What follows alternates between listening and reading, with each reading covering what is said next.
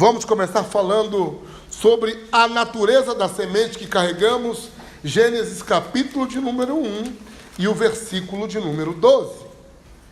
Há uma coisa muito interessante que diz assim: a terra, pois, produziu relvas, ervas que davam semente, segundo a sua espécie, e árvores que davam frutos, cujas sementes estava nele, conforme a sua espécie. E viu Deus que isto era bom. Quando nós colocamos essa ideia, nós entendemos o que Deus criou. Deus desenvolveu uma natureza. E esta natureza tem perfil, características, fruto, caráter. Onde na escola do reino nós falávamos que a vida é uma natureza. E é perigoso quando a natureza se volta contra você. Há pessoas que não compreendem porque as suas vidas se tornaram tão tumultuadas, tão turvas, tão atribuladas e tão complicadas. A questão é de entender a natureza da sua vida. Quando nós falamos que Deus criou semente, o objetivo de uma semente é guardar e carregar uma vida. O objetivo de uma semente, quando você pega, é o que Deus encapsulou dentro dessa semente. Sempre a semente carrega um plano futuro. Porque a semente é um símbolo e um sinal de um exercício profético que anuncia o amanhã. Então, quando nós, como lemos quarta-feira, em Gálatas 5, sobre a lei da semeadura, que Deus estabeleceu uma lei, que tudo que o homem plantar, isso ele colherá. E Deus é legislador nesse aspecto, porque Deus não quebra as suas leis. Ao contrário, ele funciona e se relaciona conosco segundo o seu padrão legal. Por isso Deus é legislativo. E nós temos uma dificuldade de entender um Deus que é legislativo. Por conta da misericórdia e da graça, nós sempre queremos ter um relacionamento para levar Deus a romper as suas leis. Porém, ele é legislativo, então ele diz: a ninguém, o homem não se engane, que tudo que ele plantar, isso também ele colherá. Isso é legislação. Isso está estabelecido, isso não muda. Então, quando entendemos qual é a natureza da semente que plantamos, os frutos que colhemos revela a natureza da semente que plantamos, ou que nos tornamos. Por esse motivo, em Mateus, no capítulo de número 7, Yeshua diz que você conhece a árvore pelos seus frutos. Os frutos da tua vida anuncia e denuncia a natureza e a espécie que você pertence. Então você pode olhar para os frutos da tua vida e perguntar: a que tipo de espécie eu pertenço? Quando pensamos nisso, nós pensamos que uma semente ela pode se profanar. Você diz: Deus plantou o mal? Não. Deus, quando fez o homem, Deus fez um homem perfeito. Falamos ontem na escola que Deus nunca fez a salvação como primeiro plano, porque Adão nasceu salvo, e nascendo salvo, então o propósito de Deus não era se preocupar com a salvação, era levá-lo a cumprir o destino que ele foi formado e plantado neste mundo. Quando compreendemos estas realidades, entendemos que a grande ideia de Deus é que a nossa vida possa chegar a uma fidelidade de manifestar o propósito que fomos criados. O grande problema é que não temos uma cultura de fidelidade com aquilo que carregamos ou precisamos nos tornar. Por conta disso, a natureza da nossa vida em espécie de semente sempre está trocando de forma. E era para ser uma coisa e se tornou outra. Ou é aquele pé de mamão silvestre, selvagem, bravo, venenoso. É louco entender que a maioria das frutas existem algo semelhante que é venenoso. Na verdade, existiu para ser boa. É igual lá, quando você vai para uma plantação de mandioca no Nordeste, existe a mandioca boa e a mandioca brava, é venenosa. Se você comer, morre. Sabe o que quer dizer isso? O que alterou estas sementes? Como isso se deformou? No livro de Jeremias, no capítulo de número 2 e o versículo 21, Deus fala sobre isso. Deus fala como nós trocamos de natureza. Deus fala que Ele plantou uma videira perfeita, mas ela se tornou uma videira brava, selvagem.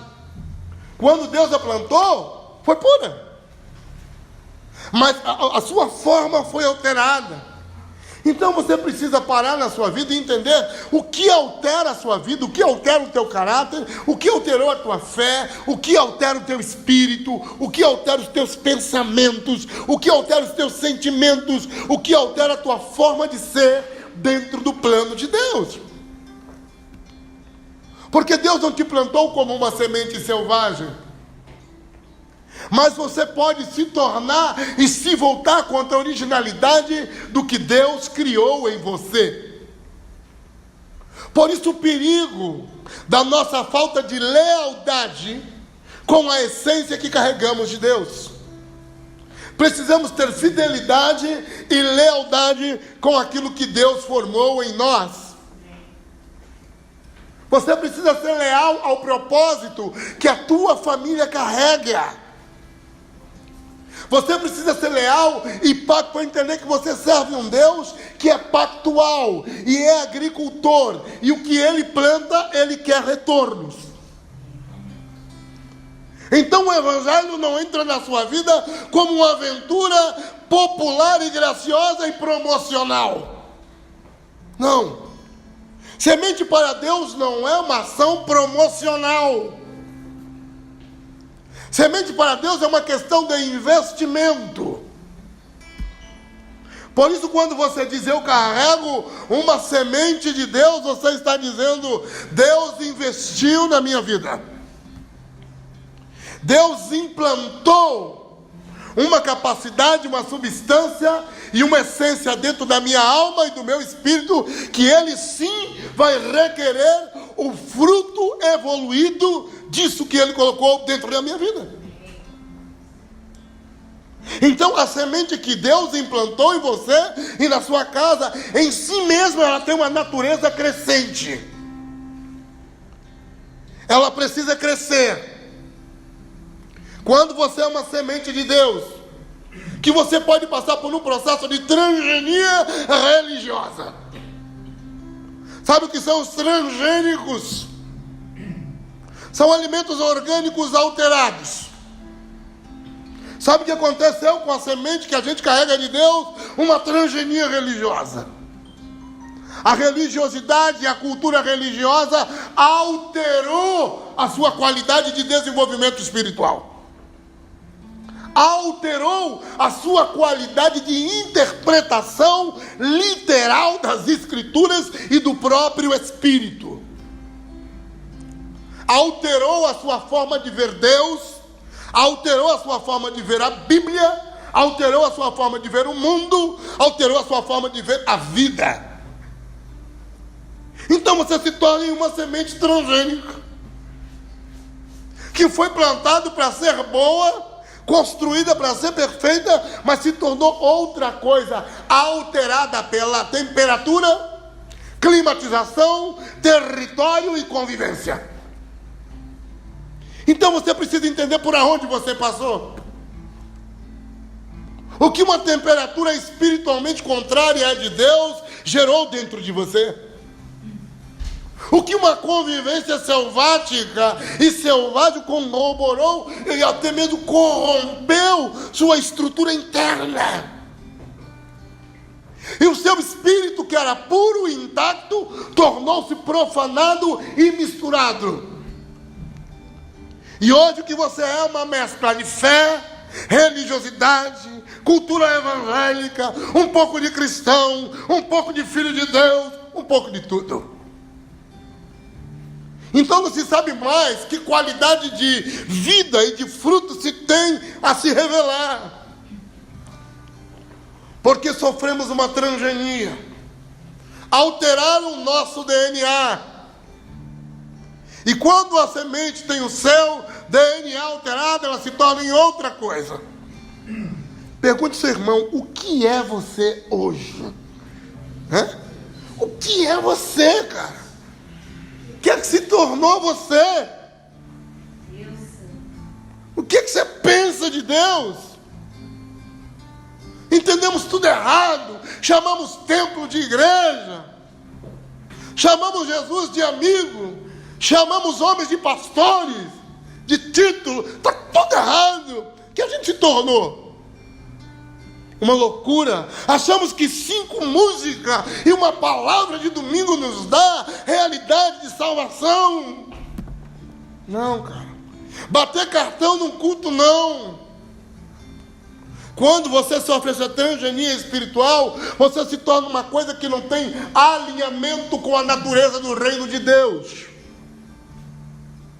Não tem a ver com o que Ele criou e o que Ele é. E como Ele diz em Jeremias, eu não criei isso, eu fiz de você uma videira verdadeira.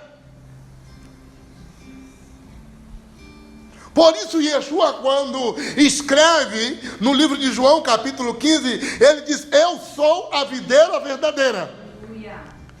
Ele não diz que é a falsa videira, porque existe a falsa videira que foi plantada como verdadeira, mas se tornou falsa. É aí que a gente tem que tomar cuidado e entender que natureza de semente estamos desenvolvendo. Quantos querem ser uma boa semente? Sabe como se tem uma boa semente? Quando se tem cultura de preservação. Você sabe o que deveria ser uma igreja? Um celeiro com alta qualidade de preservação e cuidado, com as sementes mais preciosas que o reino de Deus tem. Então qual é a função de uma igreja? Se tornar um celeiro. Um celeiro do reino de Deus, que quando Deus quer pegar uma planta, uma semente de alta qualidade e plantar num bairro, Ele vai plantar porque sabe que isso vai dar fruto, resultado e vai gerar um estrago. Então temos um problema de cultura e de semente. E dentro desse conceito, Jeremias começa a dizer que o que Deus plantou é excelente. Então, precisamos entender que a mistura é uma coisa que não cabe dentro do reino de Deus. Fale para o seu irmão, não existe mistura no reino de Deus. Porque o reino de Deus não tem adaptação, mistura é adaptação. Fale para o seu irmão, assim sim ou não? E aí, você está dentro ou está fora? Não há mistura, não há acordo, não há. Por isso que quando uma semente é misturada, ela tem 2 naturezas. E no reino de Deus só tem uma. Não há 2. Então compreendamos a grandeza e a responsabilidade que somos chamados pelo próprio Espírito, aquilo que devemos nos tornar. Uma semente do reino de Deus. Porque há parábolas, quando você lê Mateus 13, vamos lá, Mateus 13, versículo de número 24 a 27, há uma coisa muito interessante, e que essa parábola do reino você deveria lê-la todos os dias da sua vida. É incrível isso aqui. Vamos lá. Pode ser. Mas o que foi Mateus 13, 24? Propôs outra parábola dizendo: o reino dos céus é semelhante a um homem que semeou boa semente no seu campo. 25. Mas quando os homens dormiam, veio o inimigo deles e semeou joio no meio do trigo e retirou-se. E quando, porém, a erva cresceu e começou a espigar, então apareceu-lhe também o joio. Chegaram, pois, os servos do proprietário e disseram-lhe: Senhor, não semeaste no teu campo boa semente? De onde pôs aí o joio? Esse texto é maravilhoso, porque fala exatamente da qualidade da semente que plantamos e o resultado que queremos pegar, alcançar. E nos diz então que sempre esse joio é um tipo de semente que ela é semeada junto com o trigo. O inimigo semeou quando todos estavam dormindo. Quando você cai em um estado de letargia, de sonolência espiritual, ministerial, de valores, de princípio, de chamado, sabe o que acontece com a sua vida? Ela é alterada e misturada. E todas as vezes que você desperta para uma nova temporada, um novo tempo, sabe como você está mesclado? Qual é o grande problema do joio e dos trigo? É que são muito parecidos. E até que ambos cresçam e amadureçam, você não consegue distinguir. Porque o que diferencia o joio do trigo é o fruto. Somente isso. Sabe o que acontece? Sabe o que define a tua vida e revela quem você é? É o fruto que você tem. Pergunta ao seu irmão, você é joio ou é trigo? Quais são as características da tua vida? De joio ou de trigo? Quando você passa 2 anos sem ganhar uma alma, sem fazer um discípulo, você é um joio ou é um trigo? Quando o seu alimento não pode ser, o fruto não pode ser processado como alimento, você é um joio ou é um trigo? Porque de trigo se faz pão, mas e de joio? Então Yeshua está mostrando que dentro do reino vai existir sempre os 2 tipos de pessoas.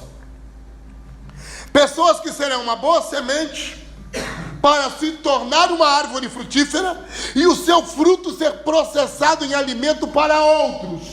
E pessoas que não, que só existem para confundir o desenvolvimento do trigo.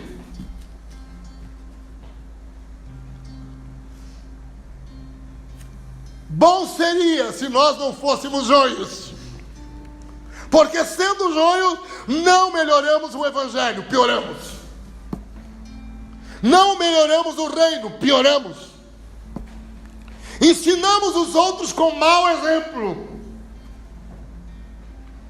porque não produzimos fruto. Eu, no Japão, morei ao lado de uma plantação de trigo. Eu morava numa casa, e a minha casa a gente chama de Itamor, e era lindo, porque eu abria a janela de manhã e via aqueles campos brancos. Era uma coisa impressionante. E uma noite estava tudo branquinho, bonitinho. Lá tem um vento que a gente chama de taifu. E quando soprava aquele vento no dia seguinte, todo aquele campo branco estava os trigos tudo deitados.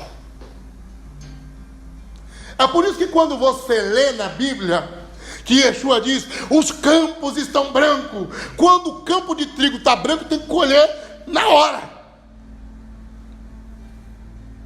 Entendeu? Quando o campo está maduro, você não pode demorar. Sabe o que é mais impressionante? Os joios não. Os pés de joio ficavam de pé. Só os de trigo caíam. E por quê? Porque os pés de trigo eram pesados. Tinham fruto. O joio não. Estava de pé, resistia a todo vento. Fala para o seu irmão, você constrói uma vida de peso quando você produz fruto no reino de Deus. Ou seja, quando você não tem fruto no reino de Deus, você tem uma vida leve. E que você resiste simplesmente a todo um processo do reino. Por isso, o que estamos semeando é a semente de trigo ou é a semente de joio? Terrível coisa é pensarmos isso, mas é uma realidade. Porque precisamos definir a nossa natureza como semente. Uma semente de trigo entende uma coisa. Quantos querem ser semente de trigo? Balança o seu irmão, fala para ele: a tua vitória começa na morte. E por quê? Porque João nos diz que se o grão de trigo não morrer, ele fica só.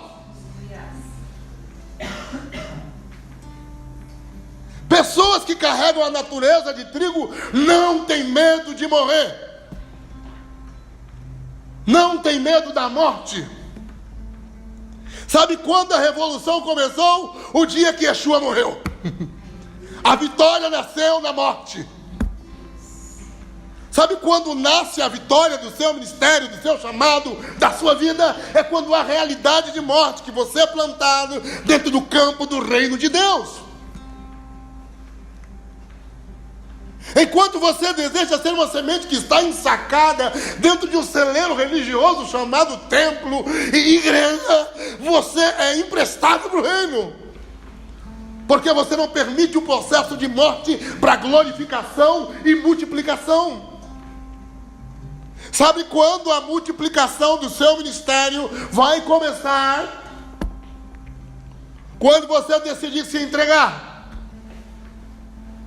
e dizer: Deus pode me plantar como você quiser, onde você quiser. Aleluia. Eu não tenho medo de ser plantado como um grão de trigo. Estamos juntos? Sabe por quê? Fale comigo. O egoísmo gera esterilidade. E Yeshua disse: se o grão não morrer, ele vai ficar só. E quando você está só, você é estéril, porque não reproduz nada. Mas quando você planta a sua vida, você tem o poder de se reproduzir em dezenas. Esta é a grandeza da semente do trigo. Você não é só uma semente, você é uma colheita. E tudo está dentro de você. Pode existir 10, 20, 15, 100, 200 frutos, tudo encapsulado dentro de você. Enquanto você não se dobra, não se entrega para o plano do reino de Deus, essas coisas não se manifestam, porque você planta uma semente para colher 10, para colher 20. Então esta é a nossa realidade. Não ter medo de morrer e de ser plantado como uma semente no reino de Deus. Não ter medo de atender a legislação desse semeador eterno, que é o próprio Deus. E quando você compreende isso, você entende a cabeça do seu pai. Ele trabalha com boas sementes. Ele trabalha com sementes de trigo, com sementes que vão dar certo. Por isso é uma comparação do reino de Deus. E quando você é uma semente plantada, a tua vida entra em um processo de mudança. É impossível você se reconhecer como uma semente de Deus e ter medo das mudanças. Porque a primeira coisa que acontece com a semente, quando ela é plantada, ela perde a sua forma natural. Ela é plantada como uma esfera, mas a sua estrutura de esfera, ela é totalmente estraçalhada e rompida pela vida. A vida do Espírito, quando nasce em você, rompe a casca da vida natural. Por isso você não tem medo de ser plantado como uma semente de Deus. Porque quando você é uma semente de Deus, você sabe que a primeira coisa que vai acontecer como sinal é: sua casca vai ser quebrada. E o que é a sua casca? É a sua estrutura. É o seu jeito duro de ser. É o teu pensamento. É a tua cultura boba. É a tua maneira de pensar. Sabe o que faz a vida do Espírito? Rompe tudo isso. E abre um caminho para que você se manifeste. E quem viu você sendo plantado como uma semente, nunca mais volta a ver você como uma esfera. Porque agora, quando já te encontra como uma árvore, como uma planta, não mais como um caroço. Porque a vida cresceu em você. E quando a vida cresce em você, a tua história muda, sua forma muda. Por isso precisamos deixar o Espírito operar em nós e nos plantar como uma semente de reino neste campo que é o mundo. Porque quando estivermos plantados, então a nossa vida alcançará uma outra forma. Quantos querem isso? Amém. Isso eu não sei. É dizer, Senhor, eu agora não sou mais uma semente que vou ficar escondida abaixo da terra, vou viver manifestações, porque a vida se manifesta. Quem tem vida, vive manifestação. Como medimos uma pessoa que tem e que não tem vida? Pela manifestação. Se não há manifestações em você, isso pode ser um sinal que você perdeu a vida. Porque quando você planta uma semente viva, ela manifesta a vida. Por isso não é pregar uma palavra, não é cantar uma música. Tem vida quando cantamos, tem vida quando ministramos, tem vida quando oramos, tem vida quando aconselhamos, tem vida no que construímos. É vida. Esta é a marca. Que o Eterno possa nos favorecer, nos dando vida e nos fazendo alimento para este mundo. Sabe qual é o sentido de ser uma boa semente? É ser alimento para este mundo. Sabe o que dizia Yeshua? Eu sou alimento para o mundo. Eu sou o pão da vida. Entendeu? Ele deu a vida dele para alimentar esse mundo. Sabe o que é feito pão de trigo? Então eu espero que esta pequena meditação possa levar você a refletir que o alimento da manhã depende da sua entrega de vida hoje. Você pode ser um joio ou um trigo. A decisão é sua. Ninguém pode obrigar você a nada. Mas você pode decidir dentro do reino de Deus que tipo de cristão e que tipo de semente você quer se tornar, para que dentro desse projeto de semeadura divina, sua vida seja útil. O grande sentido da fé que vivemos é que as nossas vidas possam se tornar úteis. Que as nossas vidas sejam usadas pelo próprio Deus. E que as nossas casas se tornem celeiros. Que os nossos filhos não sejam joios que arruinam o mundo, sejam trigos. Que Deus